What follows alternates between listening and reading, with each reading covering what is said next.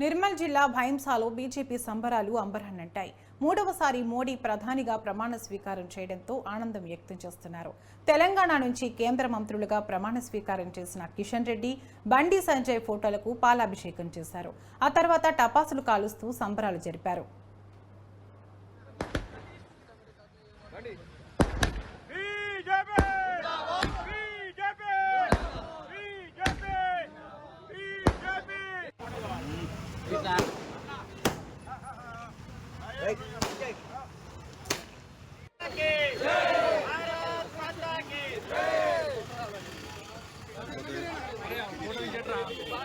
चलो